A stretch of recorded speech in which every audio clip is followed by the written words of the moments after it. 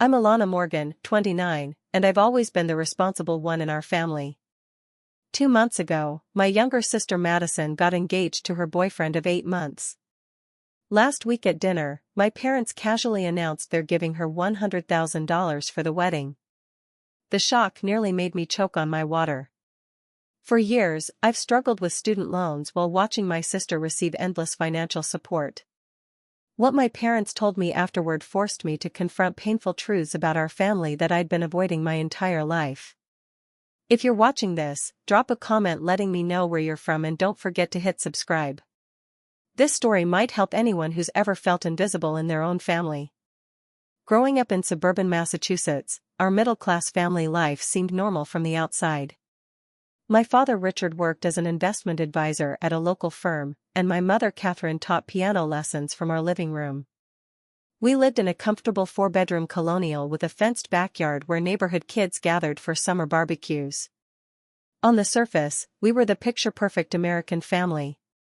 But beneath that carefully maintained image lay a complicated dynamic that took me years to fully understand.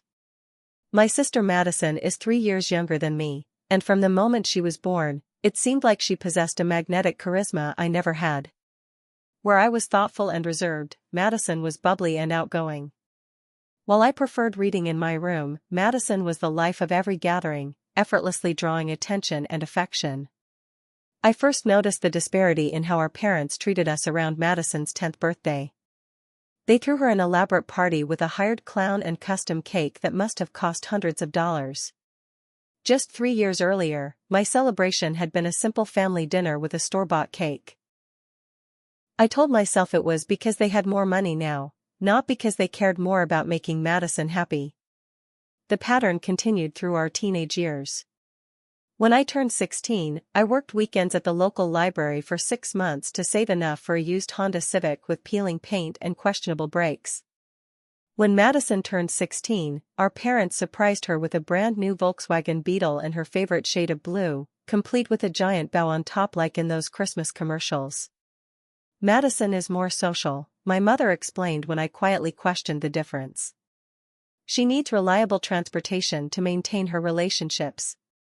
College brought even more obvious disparities. Despite my excellent grades and admission to several prestigious universities, my parents informed me they could only contribute partially to my education.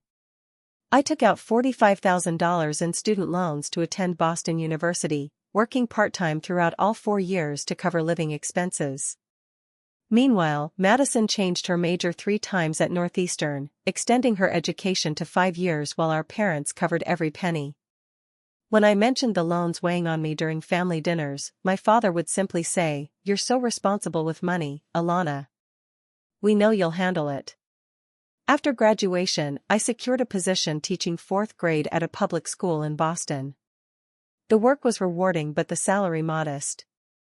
I lived with 2 roommates in a cramped apartment for 3 years while paying down my loans. During this same period, Madison spent a semester finding herself in Europe after graduation, fully funded by our parents. When she returned, they helped with the down payment on a chic 1-bedroom apartment downtown, explaining that Madison needs her own space to thrive creatively. Throughout these years, I tried to ignore the unequal treatment.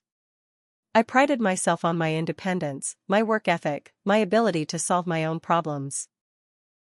I told myself these were values worth having, even if they meant I had to struggle while my sister floated through life on our parents' generosity. 2 years ago, I met James at a teaching conference. He taught 5th grade at a neighboring school, and we bonded immediately over shared classroom stories and educational philosophies. Like me, James had worked his way through college and valued financial independence. He lived modestly in a small but tidy apartment and put extra money toward his retirement rather than splurging on luxuries. For the first time, I felt completely understood by someone who shared my values rather than questioning them. Meanwhile, Madison had cycled through several jobs before settling at an upscale boutique downtown. The position paid barely above minimum wage, but she supplemented her income with regular loans from our parents that everyone knew would never be repaid. Despite her limited means, she maintained an Instagram-worthy lifestyle, dining at trendy restaurants and wearing designer clothes our parents would gift her just because. James and I had been dating for almost 2 years and had recently started discussing marriage when Madison called me, shrieking with excitement. She'd gotten engaged to Parker, a real estate developer she'd been dating for just 8 months. I'd only met him twice at family gatherings, where he seemed pleasant enough if somewhat detached from the conversation. According to Madison, he proposed with a 3-carat diamond ring during a helicopter tour over the city. "We're thinking about a summer wedding," she gushed through the phone. "Maybe in the Hamptons. Parker knows someone with an estate there. Mom and Dad are so excited they're already talking about venues." I congratulated her with genuine affection, pushing aside the small voice noting that James and I had been together far longer without receiving any parental enthusiasm about our future. That same evening, my father called to announce a celebration dinner that weekend at Morton's Steakhouse, one of the most expensive restaurants in Boston. Little did I know that dinner would become the catalyst for a family reckoning that had been brewing for nearly 3 decades. The call from Madison came on a Tuesday evening while I was grading spelling tests at my kitchen table. Her excitement vibrated through the phone as she announced that Parker had proposed the previous night. "He took me on a helicopter ride over the city," she squealed. "Then he got down on one knee right there in the helicopter. The ring is huge, Alana. 3 carats. I've never seen anything so beautiful." I pressed the phone closer to my ear, summoning enthusiasm while processing the news. 8 months seemed awfully quick to commit to marriage, but Madison had always operated on impulse rather than careful consideration. "That's wonderful, Maddie," I said, using her childhood nickname. "I'm so happy for you. Tell me everything about Parker's proposal." As she launched into every detail of the evening, I found myself genuinely smiling at her happiness. Despite our differences and the complicated family dynamic, I loved my sister and wanted her to find happiness. If Parker was that person for her, I would support their relationship. "Mom and Dad are planning a celebration dinner this Saturday at Morton's," Madison continued. "You'll bring James, right? I want everyone important there." Morton's Steakhouse was far beyond my usual budget, with entrees starting at $50. The fact that our parents had chosen such an expensive venue for the announcement dinner didn't surprise me, though it highlighted once again the different standards applied to celebrations involving Madison. "Of course we'll be there," I promised, already mentally reshuffling my budget for the month to accommodate the unexpected expense of a high-end dinner out. Saturday evening arrived with a light spring rain falling over Boston. James picked me up in his reliable Toyota, and we navigated downtown traffic to the restaurant. He squeezed my hand as we walked in, sensing my unspoken tension about the evening ahead. "Just remember," he whispered, "we're celebrating something positive tonight. Try to enjoy it if you can." Morton's interior was all dark wood and soft lighting, with white-clothed tables and waitstaff in crisp black uniforms. My parents had reserved a private dining room in the back, where they were already seated with Madison and Parker. My mother jumped up immediately when Madison and Parker entered, rushing to embrace them while my father beamed proudly. James and I received brief nods of acknowledgement before everyone's attention returned to the engaged couple. Madison was radiant in a new blush-colored dress that probably cost more than my monthly rent, the massive engagement ring catching the light with every animated gesture. Parker stood beside her in a tailored suit, his arm wrapped possessively around her waist. He worked for a luxury real estate development company and carried himself with the confident ease of someone who had never worried about money. "Let me see that ring again," my mother gushed, grabbing Madison's hand. "It's even more spectacular in this lighting." The waiter arrived with champagne, which my father had already ordered for the table. After pouring 6 glasses, he raised his in a toast. "To Madison and Parker," he proclaimed. "May your life together be filled with all the joy you both deserve." Glasses clinked as conversation flowed around wedding plans. Madison had already created multiple Pinterest boards and contacted several wedding planners. "We're thinking the Hamptons in June," she announced. "Parker's colleague has an oceanfront estate that would be perfect for the ceremony and reception." "How many guests are you thinking?" my mother asked, already pulling out her phone to take notes. "At least 300, Madison replied without hesitation. We have so many people we need to include. I nearly choked on my water. 300 guests meant an enormous budget, even without considering a prestigious Hamptons location. James gently patted my back as I regained my composure. That sounds ambitious, I offered, trying to keep my tone neutral. Madison barely acknowledged my comment before launching into descriptions of the designer dresses she was considering, the exotic flowers she wanted flown in for centerpieces, and the celebrity photographer she hoped to book. As the entrees arrived, my father cleared his throat and smiled broadly at Madison and Parker. Your mother and I have given this a lot of thought, he began, looking at Madison with unmistakable pride. We want your day to be everything you've dreamed of, princess. That's why we've decided to give you $100,000 for the wedding. The piece of steak I'd just put in my mouth suddenly felt like a rock. I reached for my water glass, nearly knocking it over as a wave of dizziness washed over me. $100,000. The sum represented more than double my annual teaching salary. It was more than twice what remained of my student loans, which I'd been diligently paying for 7 years. It was the down payment on a house that James and I had been saving for, penny by penny, hoping to have enough in another 2 years. My mother must have noticed my expression because she reached across the table to pat my hand condescendingly. You'll get your turn someday, dear, she said with a dismissive smile before turning back to Madison. Now, about those flower arrangements you were considering. The rest of the dinner passed in a blur. I nodded and smiled automatically, offering appropriate responses when directly addressed, but internally I was in turmoil. James kept his hand on mine beneath the table, his thumb stroking my palm in silent support. I couldn't look at him, afraid I might break down if I saw the understanding in his eyes. After dessert and coffee, we finally said our goodbyes in the restaurant parking lot. Madison hugged me briefly, already distracted by a call from a friend eager to hear about the engagement. My parents embraced Parker warmly before offering James and me perfunctory goodnight waves. In the quiet sanctuary of James's car, I finally let out the breath I felt like I'd been holding all evening. We drove in silence for several blocks before I suddenly burst into tears. $100,000, James, I whispered through my sobs. All those years I worked multiple jobs to pay tuition. All the times I asked for just a little help with my loans. And they had this kind of money all along? James pulled the car over and gathered me into his arms across the center console.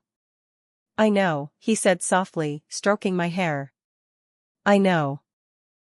The morning after the engagement dinner, I woke up with swollen eyes and a heaviness in my chest that felt physical. James had stayed late, holding me while I cycled through tears, anger, and confused attempts to rationalize my parents' behavior. When he finally left around midnight, I fell into a fitful sleep filled with dreams of running down endless corridors, always a few steps behind my family. As I prepared for work, making coffee on autopilot, my mind kept returning to a conversation from 3 months earlier. James and I had been dating for nearly 2 years, and we'd begun discussing marriage seriously. During a Sunday dinner at my parents' house, I'd casually mentioned we were thinking about our future together. That's nice, dear, my mother had said, passing the potatoes without meeting my eyes. Did you hear Madison's boutique might promote her to assistant manager? Such exciting news. The subject had changed instantly, my relationship milestone dismissed like an uninteresting weather report. At the time, I'd brushed it off as my parents' distraction rather than deliberate dismissal. Now, in light of their enthusiastic response to Madison's engagement, the pattern was undeniable. I managed to get through my school day, focusing on my 4th grader's energy to distract myself from my own turbulent emotions. After the last child left, I sat at my desk staring at my phone, knowing I needed to have an honest conversation with my parents. After several deep breaths, I called my mother. Alana? Is everything all right? She answered, surprise evident in her voice. I rarely called during the week. I wanted to talk about last night, I began, struggling to keep my voice steady. About the wedding gift for Madison. Wasn't that wonderful? Your father and I are so excited to help make her special day perfect. I gripped the phone tighter. Mom, I'm trying to understand. You're giving Madison $100,000 for a one-day celebration, but when I was drowning in student loans, you said you couldn't help. A beat of silence followed before my mother's voice returned, noticeably cooler. Alana, you've always been so independent. Madison needs more support than you do. Needed or expected? I countered, finding courage I didn't know I had. You raised me to be self-sufficient, then penalized me for it while rewarding Madison for depending on you. That's a very ungrateful perspective, my mother replied. Not everything is about you, Alana. Your sister's getting married. This should be a happy time. I am happy for Madison, I insisted. This isn't about her wedding. It's about the pattern. When James and I mentioned we were getting serious, you changed the subject. If we got engaged, would you offer us the same support? My mother sighed dramatically. Your situation is different. You and James are both so practical. Madison has always dreamed of a fairy tale wedding. So because I'm responsible, I deserve less? The injustice of it made my voice crack. I have $45,000 in student loans that you could have helped with at any point. Now you're just being jealous, my mother snapped. Madison needs this wedding to be perfect. Parker comes from money, and impressions matter. Besides, she's younger and needs to establish herself. Establish herself? I echoed incredulously. Mom, I've been establishing myself through hard work for years while you've cushioned every step of Madison's path. I don't appreciate your tone, my mother said coldly. If you can't be happy for your sister without making it about yourself, perhaps we should end this call. That's exactly what I mean, I pressed on, unwilling to back down. Anytime I express a need or concern, I'm being selfish, but Madison's endless wants are always legitimate.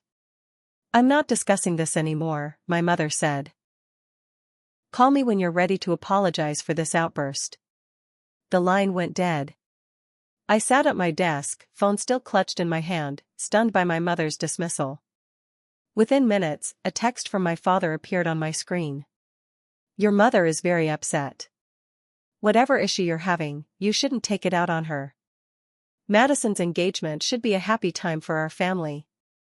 The fact that he immediately took sides without even hearing my perspective felt like another betrayal. Had they ever seen me clearly? Or had I always been cast as the strong one who needed nothing while Madison was the fragile one deserving everything? That evening, James came over with takeout from my favorite Thai restaurant. I recounted the conversation with my mother, pacing my living room as the full weight of my family dynamics began to crystallize. All these years, I said, collapsing beside him on the couch, I thought being independent and responsible were virtues they valued. But they were just convenient excuses to give Madison more. They didn't support me because they knew I would find a way regardless. James pulled me closer. You know this isn't about your worth, right? Their behavior says everything about them and nothing about you. Logically, I know that, I admitted. But it still hurts so much. Of course it does, he affirmed. You deserve the same love and support as your sister. You still do. What should I do now? I asked, feeling lost in this new understanding of my family. Stand your ground, James advised gently. But also, don't let this consume you. Your parents may never see this situation fairly. The question is, how will you protect your heart while navigating your relationship with them going forward? As I lay in bed that night, I felt an unfamiliar anger burning beneath my sadness. For years, I'd suppressed any resentment toward my parents' preferential treatment of Madison, convincing myself I was imagining things or that there were good reasons for the disparities. Now, with the $100,000 wedding gift making the inequality impossible to ignore, I could no longer pretend. And for the first time in my life, I wasn't sure I wanted to simply forgive and move on as I always had before. 2 weeks after the confrontation with my mother, my phone buzzed with a notification. Madison had added me to a group chat titled Madison's Dream Wedding. The participants included our mother, Madison's 6 bridesmaids, and me, apparently designated as maid of honor without any prior discussion. The chat immediately exploded with messages as Madison began outlining her vision. What had initially been described as a Hamptons wedding was now evolving into an even more extravagant affair.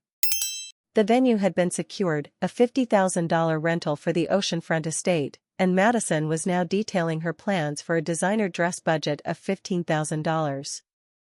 I booked appointments at Kleinfeld in NYC and Lelite in Boston, she wrote. Mom and I are going next weekend, and I need you there too, Alana. As my maid of honor, your opinion matters.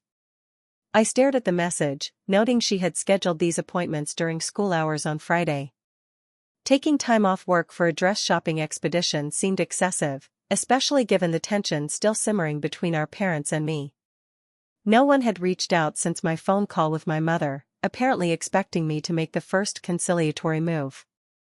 Before I could respond, Madison sent a flurry of additional messages outlining the rest of her plans: exotic orchids flown in from Hawaii for the centerpieces, a celebrity photographer who had shot features for Vogue, a 10-piece band for the reception plus a separate DJ for the after-party, and a 5-tier cake from a baker who had appeared on multiple reality TV shows.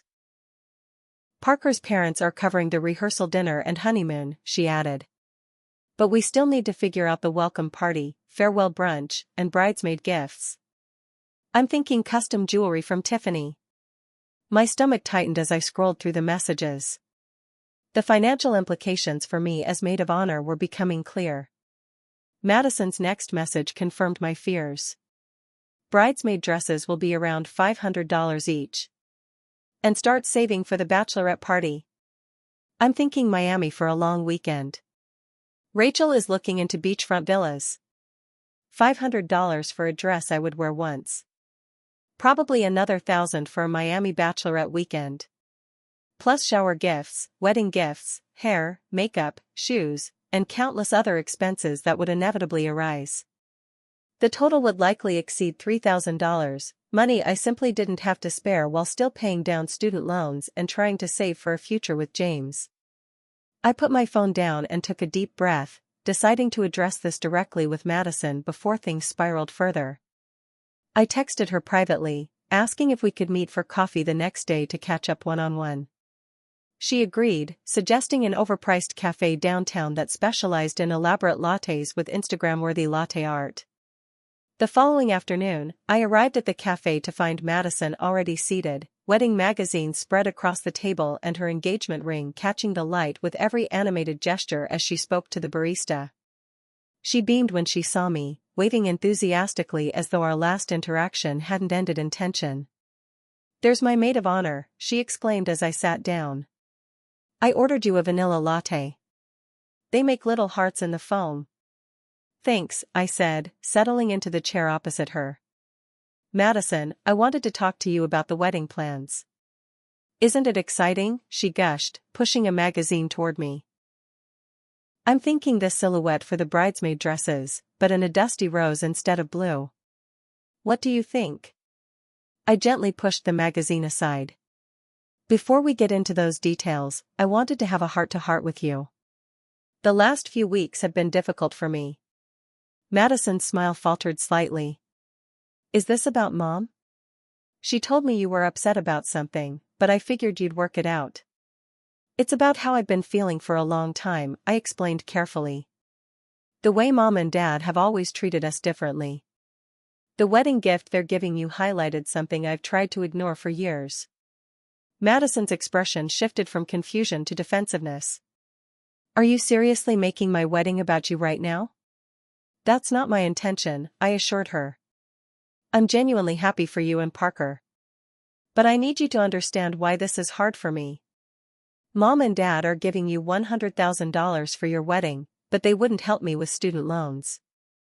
They've always given you financial support while expecting me to figure everything out on my own."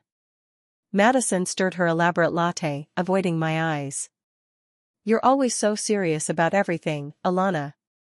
Not everything needs to be analyzed and turned into some big issue." "It is an issue when it affects our relationship," I persisted.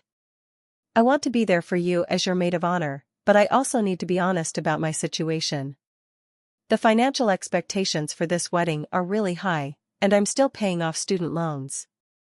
"So this is about money?" Madison's voice took on a sharp edge. If you can't afford the dress, just say so. Mom will probably cover it. That's exactly my point, I said, frustration rising. Mom and Dad always cover things for you. They've created this dynamic where you expect to be financially supported while I'm expected to struggle independently. Or maybe you just like complaining, Madison shot back, her cheeks flushing.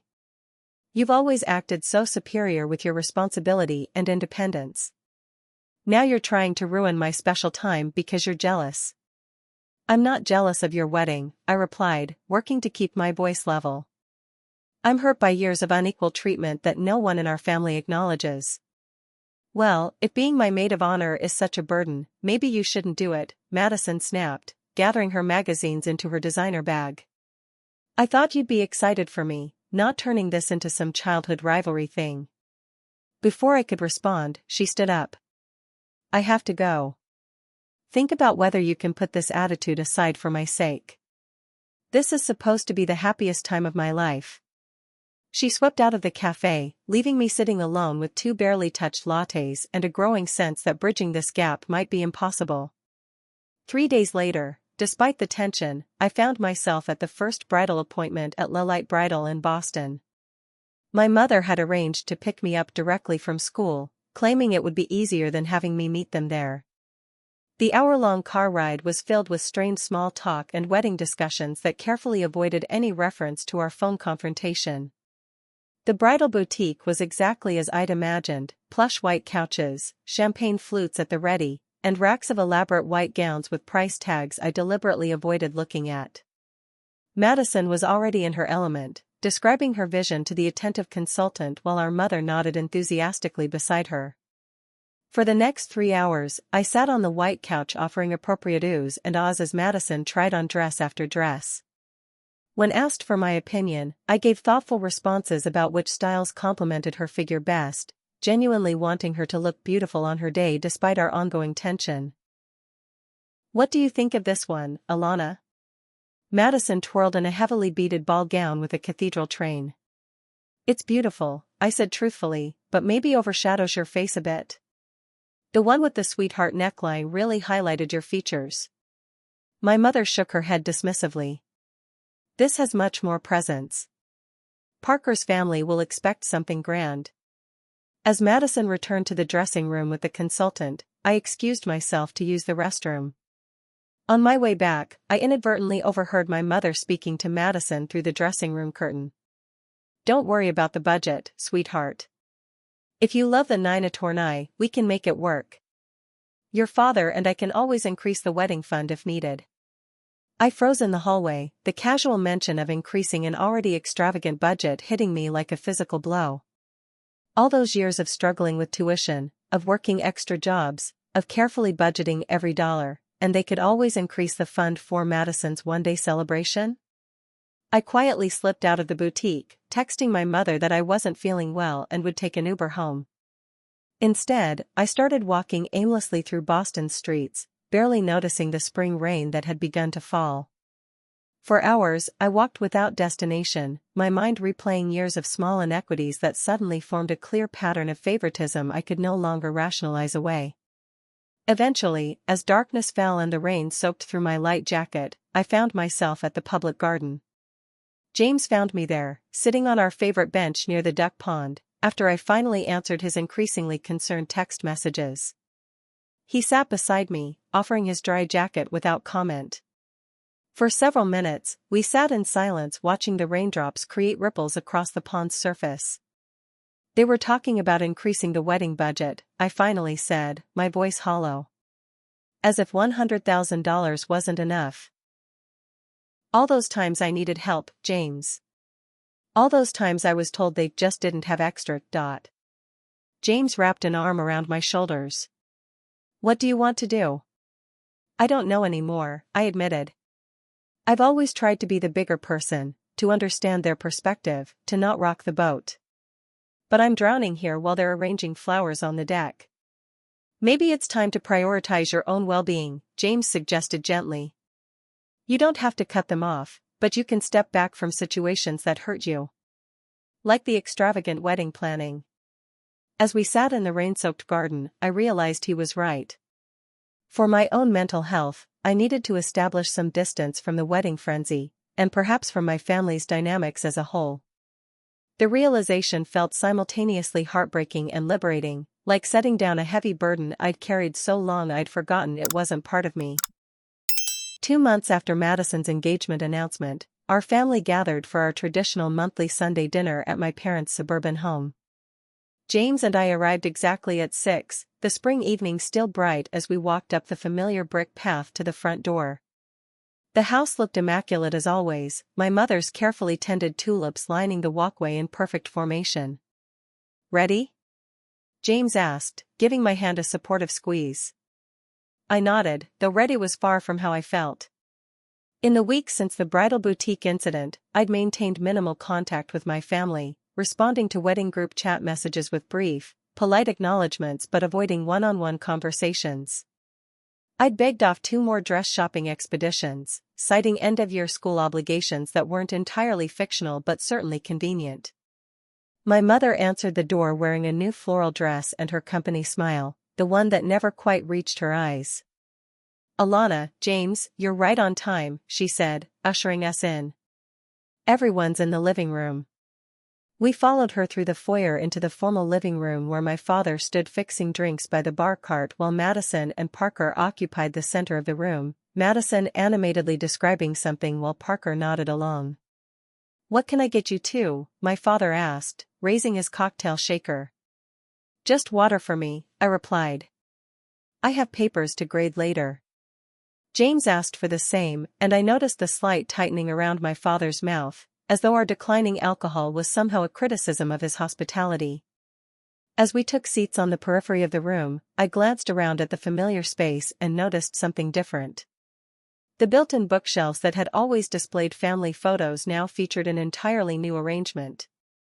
Several framed photographs of me had been removed, replaced by new professional engagement photos of Madison and Parker. "When did you take these?" I asked, gesturing to the photos. "Last weekend," Madison replied excitedly. "We hired Jasper Ellis, he's shot for Vanity Fair." The full engagement shoot took 6 hours at 3 different locations. "Mom and Dad are making a coffee table book with the best ones." I nodded, swallowing the realization that my childhood memories had been literally removed to make room for Madison's latest milestone. James noticed too, his hand finding mine and squeezing gently. "Dinner's ready," my mother announced, saving me from having to formulate a response. Around the dining table, conversation flowed as it always did, primarily around Madison, with occasional questions directed at Parker about his work. James and I might as well have been furniture for all the attention we received, which was almost a relief given the tension still simmering beneath my practiced smile. "So we've secured the venue," Madison announced as we started on the main course. "The Ocean View Estate in East Hampton. It's absolutely perfect." "What made you choose that one?"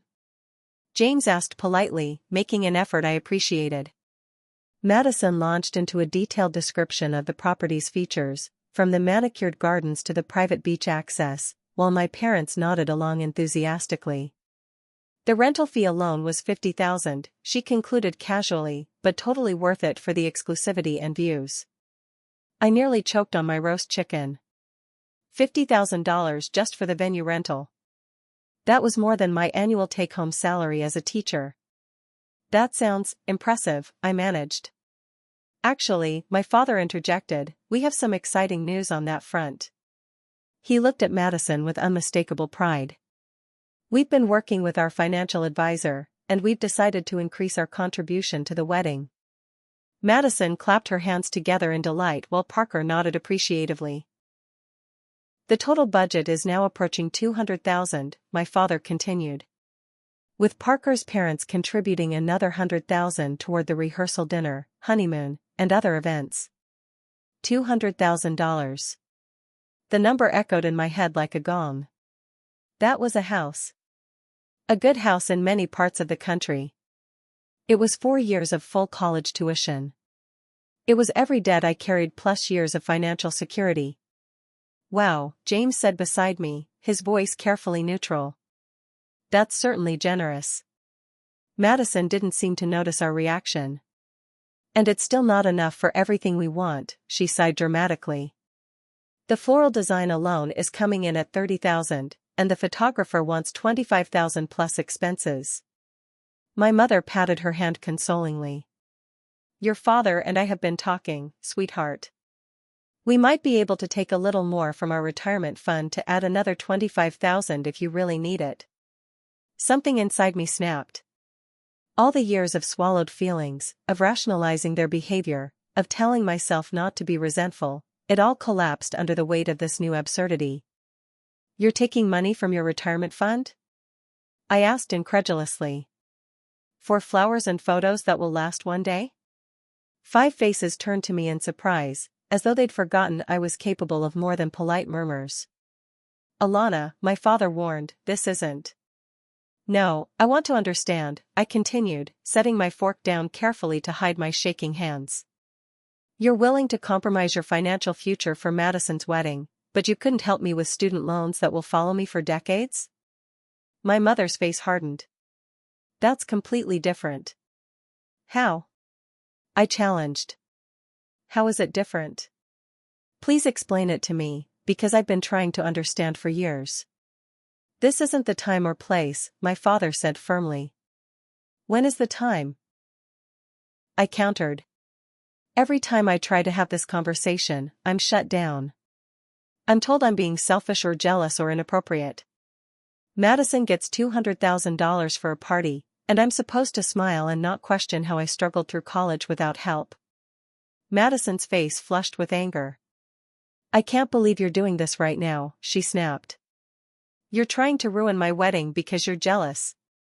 I'm not trying to ruin anything, I insisted, my voice rising despite my efforts to stay calm. I'm asking for basic fairness and acknowledgement of the double standard that's existed our entire lives. There's no double standard, my father said dismissively. Your situations are different. Different how?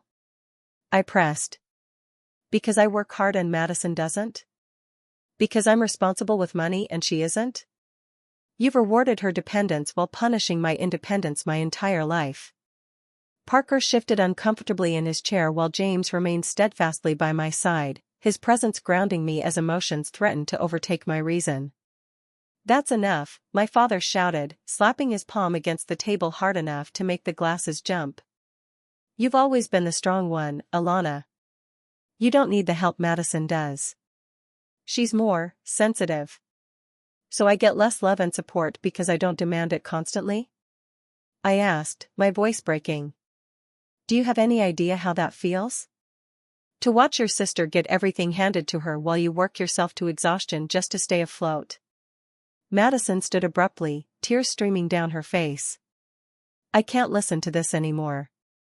She's always been jealous of me, and now she's trying to ruin the happiest time of my life. She stormed out of the dining room with Parker following close behind, murmuring apologies to my parents as he passed. My mother glared at me across the table. Are you satisfied now? You've upset your sister during what should be a joyful time for our family. This isn't about ruining Madison's joy, I said, fighting to keep my voice steady. This is about years of inequality that no one will acknowledge. You raised me to be independent and responsible, then used those very qualities as excuses to give me less while giving Madison more. We gave you both what you needed, my father insisted. Madison needs more support. She always has. Needs or wants? I challenged. You created this dynamic. You taught Madison that crying and demanding gets results, while I learned that working hard and asking for help gets me nothing but dismissal. My father's face reddened with anger. You have no right to question how we've parented. We've done our best for both of you.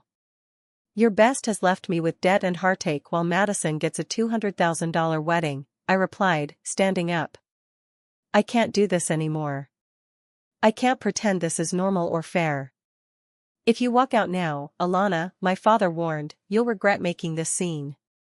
I looked at him, really looked at him, and saw for the first time not the infallible parent of my childhood but a flawed man incapable of acknowledging his own bias. What I regret is spending years trying to earn love that was supposed to be unconditional, I said quietly. James and I are leaving now. As we walked toward the door, my mother called after me. When you calm down and are ready to apologize, we'll be here. I paused at the threshold, turning back one last time. That's exactly the problem, Mom. In this family, I'm always the one expected to apologize, to understand, to accommodate. Just once, I wish you could see things from my perspective. James and I walked to the car in silence, the spring evening now feeling chilly despite the lingering daylight. As he started the engine, I finally allowed myself to cry. Not just for tonight's confrontation but for the years of invisible wounds I'd pretended didn't hurt. Are you okay? James asked gently as we pulled away from the house. No, I admitted, watching my childhood home recede in the side mirror. But I think maybe someday I will be.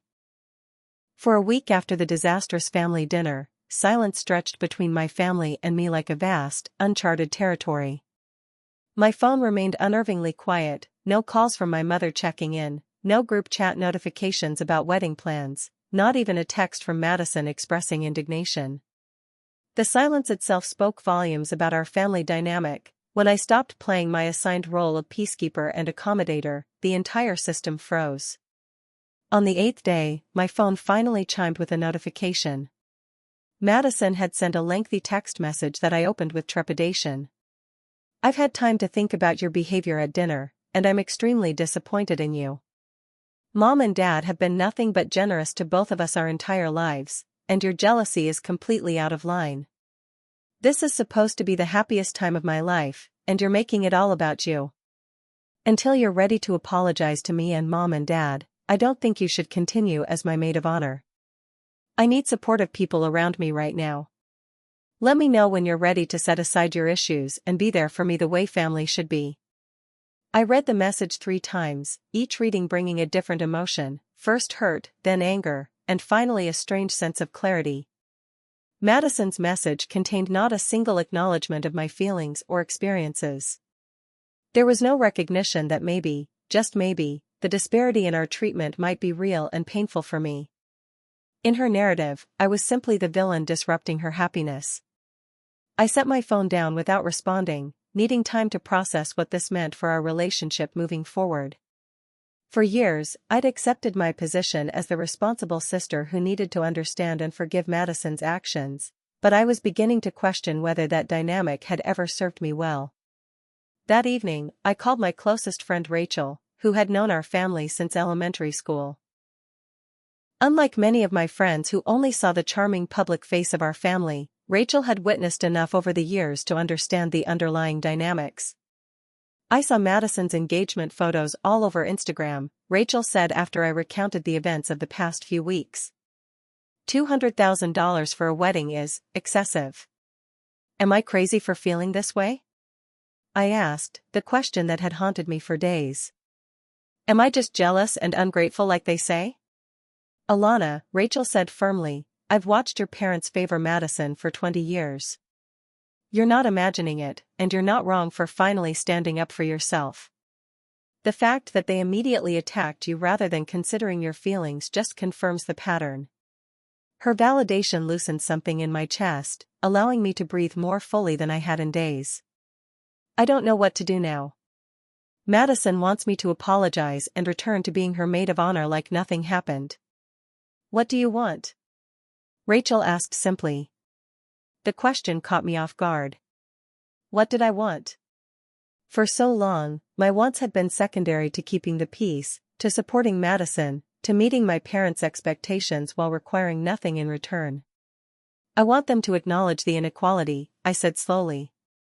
I want them to see how it's hurt me. And I want to stop pretending everything's fine when it isn't. Then that's your answer, Rachel replied. You don't have to set yourself on fire to keep Madison warm anymore. The following day, I scheduled my first appointment with a therapist.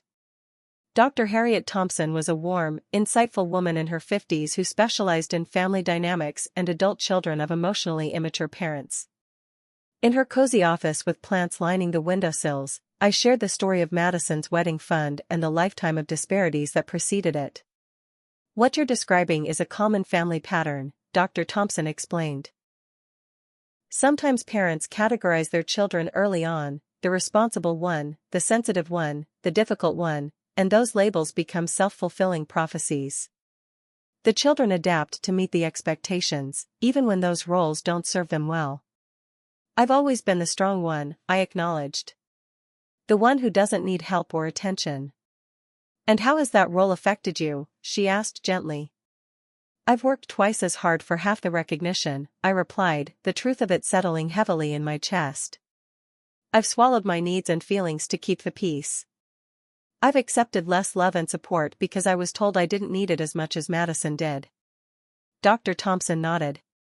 What many people don't realize about family dynamics is that they often involve emotional manipulation, sometimes unconscious, sometimes deliberate. When you're told repeatedly that asking for equal treatment makes you selfish or jealous, that's a form of gaslighting.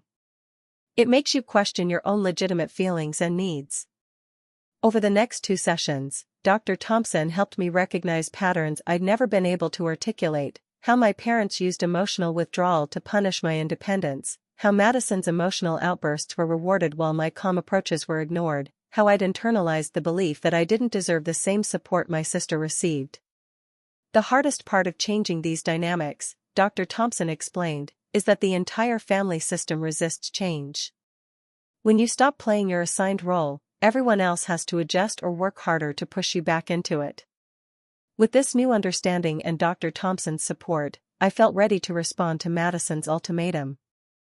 After careful consideration, I composed an email rather than a text, wanting the space to fully express my thoughts. Dear Madison, I've given a lot of thought to your message and our family situation. I want you to know that I love you and I am genuinely happy about your engagement to Parker. My concerns have never been about ruining your happiness. What I've been trying to express, though poorly at times, is that there has been a long-standing pattern in our family where you receive significantly more financial and emotional support than I do. The wedding fund is just the most recent and dramatic example of this imbalance. I understand this is a special time for you, and I don't want to detract from that. But I also need to be honest about my feelings rather than pretending everything is fine when it isn't. After much reflection, I think it would be best if I step down as your maid of honor. This isn't meant as punishment or to hurt you, but rather to protect both of us from further conflict during your wedding planning. I still want to attend your wedding as your sister who loves you, but in a role that doesn't require me to participate in all the events and expenditures that come with being in the bridal party. I hope you can understand that this decision comes from a place of care for both of us. Love. Alana. I hit send before I could second-guess myself, then set my phone aside and took a long walk with James to clear my head. When we returned 2 hours later, there were 5 missed calls from Madison and a single text message. I can't believe you're doing this to me. You've always been jealous of any attention I get. Mom and Dad were right about you being selfish. Don't bother coming to the wedding if you can't support me properly. Her words hurt, but they no longer surprised me. This was the pattern we'd established over decades. Madison's feelings and desires took precedence, while mine were dismissed as selfishness or jealousy. The calls and texts continued throughout the evening, first from Madison, then from my mother, and finally from my father. Each message escalated in emotional intensity, accusing me of trying to ruin Madison's special time out of spite. I finally silenced my phone entirely, overwhelmed by the onslaught. You don't have to engage with this right now, James reminded me as we sat on my small balcony, watching the city lights come alive against the darkening sky. You've said your piece clearly and kindly. Their reaction is about them, not you. I know, I sighed. I just never thought standing up for myself would cost so much.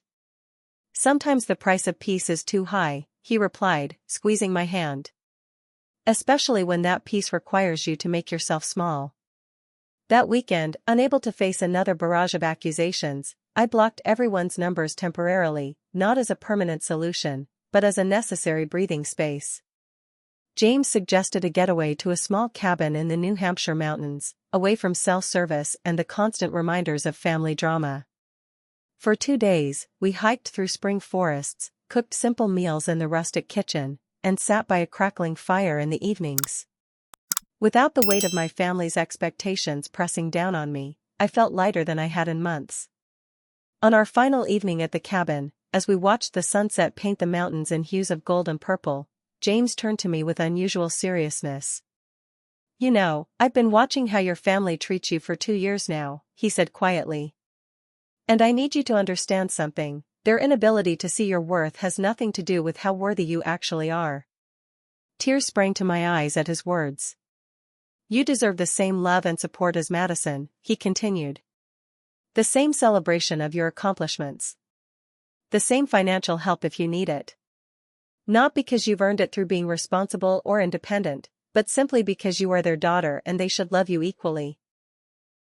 As his words washed over me, I realized I'd been waiting my entire life for someone in my family to say exactly this to me. The fact that it came from James instead of my parents was both healing and heartbreaking. "I think I need to maintain some distance from them," I said finally. "Not cut them off completely, but create boundaries that protect me from continuing to be hurt by these patterns." James nodded. "Whatever you decide, I'm with you." As we drove back to Boston the next day, I felt a strange mix of grief and liberation. I was mourning the family relationship I had always wanted but never truly had, while simultaneously freeing myself from the exhausting effort of trying to earn equal love that should have been freely given. 3 months passed with minimal contact between my family and me. I exchanged occasional polite texts with my parents, brief communications that carefully avoided any mention of Madison's wedding or our ongoing tension. Madison herself maintained radio silence, apparently committed to her position that I had betrayed her by stepping down as maid of honor. Through mutual friends and inevitable social media updates, I knew the wedding plans were proceeding at an ever more extravagant pace. The guest list had reportedly grown to 350 people, the floral budget had increased yet again, and Madison had finally selected a designer gown with a 5-figure price tag. Despite my distance from the planning process, I received a formal invitation in the mail, addressed only to me, with no mention of James, which I took as a deliberate slight. After much consideration and another productive session with Dr. Thompson, I decided to attend the wedding. Not as the supportive maid of honor my sister had wanted, not as the invisible sister my parents often treated me as, but simply as Alana, a woman who was learning to define herself outside of her family's expectations. "Are you sure you want to go?" James asked when I shared my decision. "You don't owe them your presence." "I know," I replied. "But I need to do this for myself. If I don't go, they'll use it forever as proof that I'm the selfish, jealous sister who couldn't put aside her feelings for Madison's big day. If I do go, I'm honoring my connection to them while maintaining my boundaries." James nodded, understanding my reasoning even if he had reservations. "I wish I could be there with you." "Me too," I admitted. "But it's probably better this way. I can focus on navigating my family without also worrying about how they're treating you." The morning of Madison's wedding dawned bright and clear, a perfect June day in the Hamptons. I'd driven out early, staying at a modest hotel a few miles from the venue rather than at the luxury resort where the wedding party and immediate family were housed. As I dressed in a simple blue cocktail dress, appropriate for a guest rather than the formal gown I would have worn as maid of honor, I felt surprisingly calm. The Ocean View estate lived up to its name, with manicured grounds sweeping down to a private beach where white chairs had been arranged in perfect rows facing an elaborate floral arch. The estimated 350 guests had evidently materialized, filling the grounds with designer dresses and bespoke suits. I spotted a few minor celebrities among the crowd, friends of Parker's family, I assumed. I slipped into a seat in the back row just as the string quartet began to play. The ceremony proceeded with the precision of a theatrical production, everything perfectly timed and aesthetically flawless. Madison looked genuinely beautiful in her custom gown, her face radiant as she walked down the aisle on our father's arm. Whatever my feelings about the circumstances, I couldn't deny the happiness evident in her expression as she and Parker exchanged vows. At the reception held in an enormous tent overlooking the ocean, I found myself seated at a table with distant relatives and friends from Madison's college years. I made polite conversation, deflecting the occasional awkward question about why I wasn't in the bridal party with vague comments about scheduling conflicts. As I sipped champagne that probably cost more per bottle than my weekly grocery budget, I was surprised to find I felt no jealousy or resentment watching the lavish celebration unfold. Instead, I felt a strange detachment, as though I were observing a beautiful but ultimately hollow spectacle. The ice sculptures, the designer centerpieces, the celebrity DJ, none of it seemed connected to real love or commitment, just to appearances and status. Quite the production, isn't it? A voice said beside me. I turned to find my Aunt Barbara, my father's older sister, taking the empty seat next to mine. Unlike most guests who were circulating and networking, Barbara seemed content to observe from the periphery, much as I was. It's certainly elaborate, I replied carefully, unsure of her position in the family drama. Barbara snorted softly. That's one word for it. Excessive is another. She took a sip of her wine. I noticed you're not up there with the bridesmaids. Trouble in paradise? Something in her tone suggested genuine concern rather than mere gossip-seeking. I hesitated, then decided on honesty. Madison and I had a disagreement about some family patterns. I decided it was better for everyone if I attended as a guest instead. Barbara nodded slowly. I've watched the dynamic between you girls for years. The golden child and the scapegoat, classic family roles. I stared at her, startled by her frank assessment. You noticed? Of course I noticed. I lived the same pattern with your grandmother and my sister Jean. I was you, the responsible one expected to make my own way while Jean needed endless support. She made air quotes around the word. For the next hour, as the reception swirled around us, Aunt Barbara shared insights about our family history that put my own experiences in perspective. The pattern of favoritism, it seemed, extended back at least 2 generations.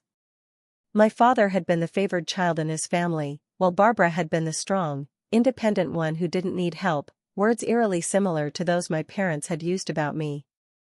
It doesn't make it right, Barbara said, but understanding the pattern can help you break it in your own life. Our conversation was interrupted by the announcement that the bride would be tossing her bouquet. Single women were called to gather on the dance floor, and though I had no interest in participating, a well-meaning cousin pulled me into the group. As I stood awkwardly at the edge of the cluster, Madison turned her back to the crowd, paused dramatically, then spun around and threw the bouquet directly at me, so deliberately that it couldn't have been accidental. The elaborate arrangement hit me squarely in the chest before falling to the floor at my feet. A murmur ran through the crowd as Madison stared at me with an expression I couldn't quite read. Triumph? Challenge? Reconciliation? Before I could decide how to respond, she was swept away by her bridesmaids, leaving me standing alone with all eyes on me. I made my escape to the terrace overlooking the ocean, needing a moment to process the strange interaction. Had Madison's targeted bouquet toss been an olive branch or a final public power move? I didn't have long to wonder before my parents appeared beside me. My mother looked stunning in her mother-of-the-bride gown that likely cost more than 3 months of my salary, while my father seemed uncomfortable in his tuxedo despite its perfect fit. It's a beautiful wedding, I offered, searching for neutral ground. Yes, my mother replied stiffly. Everything turned out perfectly. An awkward silence followed, none of us quite knowing how to navigate the new terrain of our relationship. Finally, my father cleared his throat. Your sister was disappointed you weren't in the bridal party, he said, his tone somewhere between accusation and genuine regret. I made the choice I thought was best for everyone, I replied evenly. Being here as a guest seemed better than bringing tension into the wedding party. My father nodded slowly, something like recognition flickering in his eyes. I suppose that was considerate of you. Coming from him, it was as close to an acknowledgement of my perspective as I'd ever received. Not quite an apology, not quite an admission of the inequity, but a tiny crack in the wall of dismissal I'd faced for years. My mother remained rigid, her smile fixed and distant. We should get back to the reception. People will be looking for us. As they turned to leave, my father hesitated, then turned back. "You look nice today, Alana," he said quietly, then followed my mother back into the celebration. I remained on the terrace until the sun began to set over the ocean, casting the elaborate wedding in golden light. By the time I slipped away without saying goodbye, the reception was in full swing, with few people noticing my departure. As I drove away from the Hamptons estate with its crystal chandeliers and champagne fountains, I felt an unexpected sense of peace. That night, back in my modest hotel room, I called James to recount the day's events. As we talked, his voice provided the grounding I needed after hours of navigating the emotional minefield of my family. "I'm proud of you," he said simply. "Going there on your own terms took courage." After we hung up, I stepped onto the small balcony of my hotel room, gazing up at the stars visible even through the light pollution of the resort area. The wedding with its $200,000 price tag was still continuing miles away, but I felt no regret at missing the remainder of the celebration. Just as I was preparing for bed, a soft knock sounded at my door. Puzzled, I'd told no one where I was staying. I approached cautiously and peered through the peephole. James stood in the hallway, looking slightly rumpled from the 3-hour drive from Boston. "What are you doing here?" I gasped as I opened the door. "I didn't want you to be alone tonight," he said simply, then dropped to one knee in the hotel hallway. From his pocket, he produced a small velvet box containing a simple but elegant ring, nothing like Madison's massive diamond, but perfectly suited to my taste and lifestyle. "Alana Morgan," he said, his voice steady and sure, "I love the way you stand up for yourself even when it's difficult. I love your integrity and your compassion. I love the life we've built together, and I want to continue building it for decades to come. Will you marry me?" Tears filled my eyes as I nodded, too overwhelmed to speak. As James slid the ring onto my finger, a perfect fit, I realized that what I'd found with him was worth more than any lavish wedding or parental approval. He loved me for exactly who I was, not for fitting into a prescribed family role or meeting external expectations. Later, as we lay talking in the darkness of the hotel room, James asked me how I wanted to celebrate our engagement. "Something small," I said without hesitation. "Just the people who truly see and support us. A celebration focused on commitment, not appearances." "No ice sculptures or celebrity DJs," he teased gently. I laughed, feeling lighter than I had in months. "Definitely not. Just good food, good friends, and a promise to build a life where we both feel valued exactly as we are." 6 months after Madison's extravagant wedding and my quiet engagement to James, life had settled into a new pattern. With regular therapy sessions and the unwavering support of James, I'd begun to heal from the years of unequal treatment and emotional dismissal that had characterized my family relationships. Our modest apartment now featured a calendar on the refrigerator marking the days until our own wedding, a small ceremony planned for just 50 of our closest friends at a local botanical garden, followed by a reception at our favorite restaurant. The entire budget, which we were funding ourselves from our careful savings, would come in under $15,000. Every decision we made focused on meaning rather than appearances, on celebrating our commitment rather than impressing guests. The flowers arrived for the sample centerpieces, James announced as he entered the apartment one evening, carrying a box from the local florist. "Want to see if they match your vision?" Together, we arranged simple bouquets of seasonal blooms in vintage glass bottles collected from flea markets over the past months.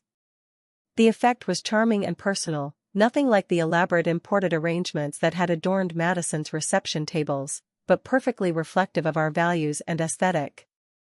"I love them," I said, adjusting a spray of delicate blue flowers. "They feel like us." James smiled, wrapping his arms around me from behind. "That's the whole point, right? A wedding that actually represents the couple getting married?" My relationship with my family had evolved into something I would describe as cordial but distant. After several weeks of silence following Madison's wedding, I had reached out to my parents with clear boundaries for moving forward. I would maintain contact and attend family gatherings, but I would no longer accept dismissal of my feelings or disparaging comments about my choices.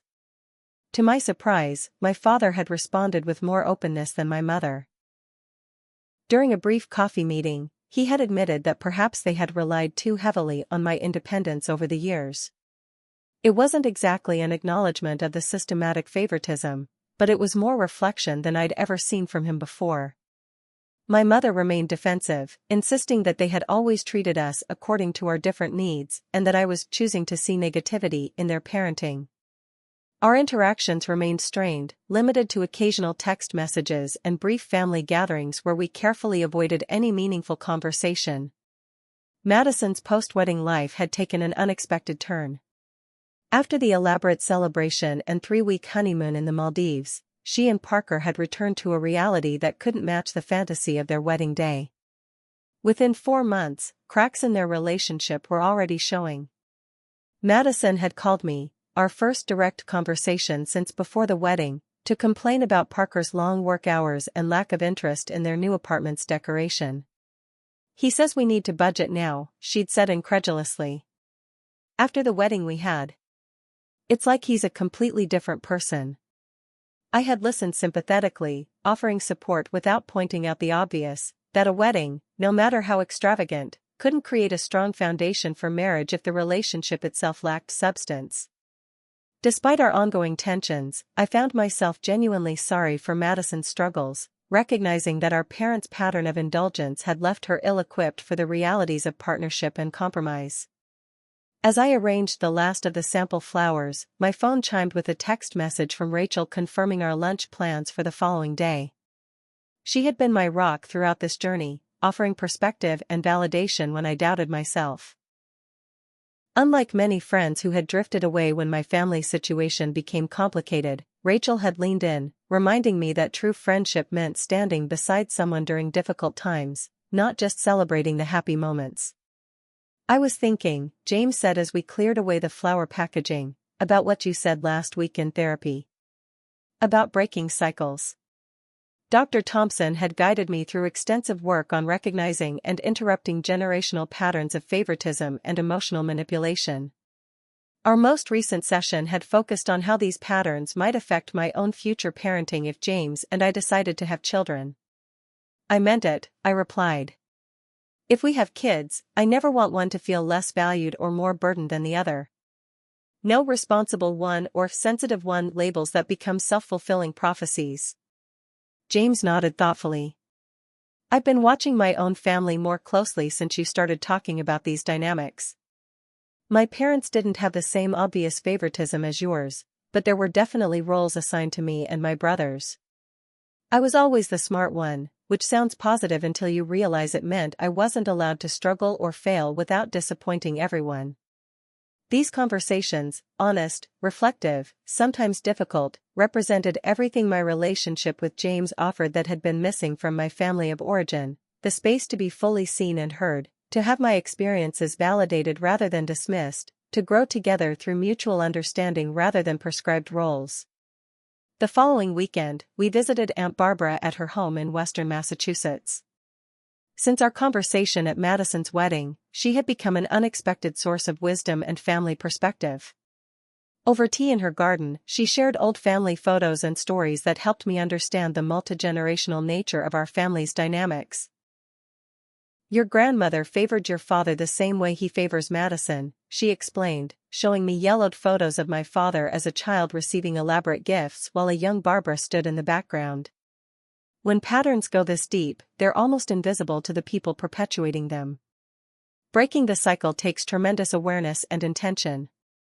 "Does it ever stop hurting?" I asked her, the question I'd been afraid to ask anyone else. Barbara considered this thoughtfully before answering. "Not completely," she admitted.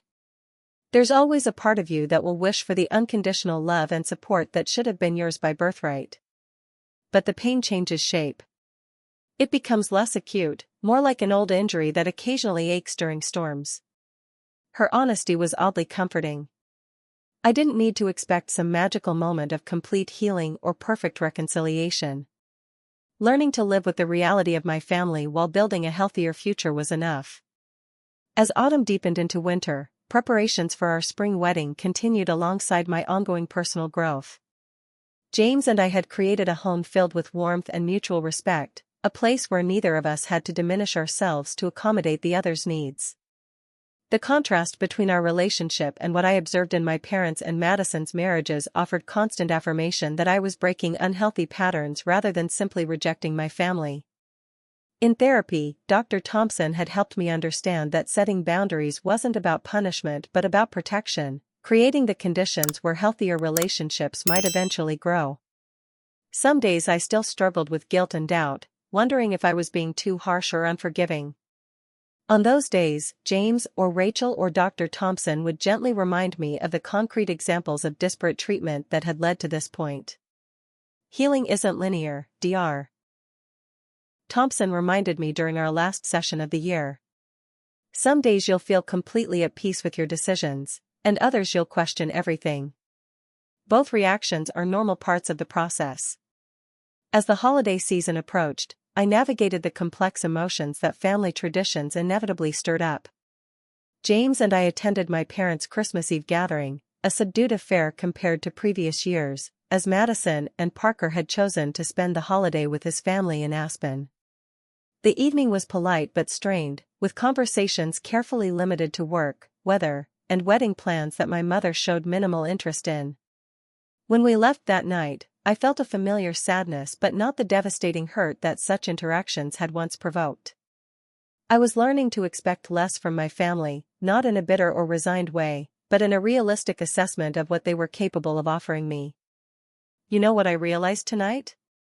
I told James as we drove home through neighborhoods decorated with twinkling lights. For years, I'd been chasing their approval, trying to earn the same love they freely gave Madison. But that's not how love should work. Real love doesn't come with conditions or comparisons. James reached across the console to squeeze my hand. That's something worth celebrating. And it was. As we moved into the new year and continued preparations for our wedding, I found myself increasingly grateful for the painful awakening that Madison's wedding fund had triggered. Without that moment of undeniable inequality, the $100,000 that grew to $200,000 while my student loans continued to burden me, I might have spent decades more trying to earn equal love through achievement and self-sacrifice. Instead, I was learning to value myself independent of my family's assessment. I was building a relationship based on mutual respect rather than assigned roles. I was creating boundaries that protected my well-being while leaving space for genuine connection if my family ever chose to meet me there. The pain hadn't disappeared entirely, as Aunt Barbara had predicted.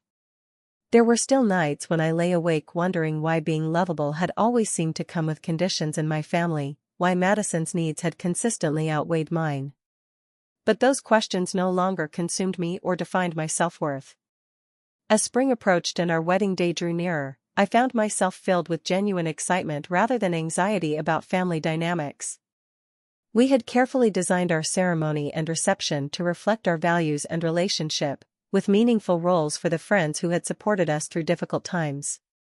My parents would attend as guests, neither centered nor excluded from the celebration. Madison had recently reached out about attending, her message suggesting a tentative interest in rebuilding our relationship on new terms. Whether this represented genuine growth or simply boredom in her increasingly troubled marriage remained to be seen, but I had responded with cautious openness, unwilling to close the door on potential healing. As I sat on our small balcony one evening, watching the sunset paint the Boston skyline in shades of gold and pink, I reflected on the journey of the past year. The $100,000 wedding fund that had initially felt like the ultimate confirmation of my less valued place in the family had ultimately led me to something far more valuable: self-respect, authentic relationships, and the courage to define my own worth rather than accepting others' assessments of it. I hope this story resonates with any of you who have felt invisible or undervalued in your own families. Remember that your worth isn't determined by how others treat you, but by the truth of who you are. If you found something in my journey that speaks to your own experience, I'd love to hear about it in the comments. Don't forget to like and subscribe if you want to hear more stories about finding strength through difficult family dynamics. Thank you for listening, and remember, sometimes the family we build matters more than the family we're born into.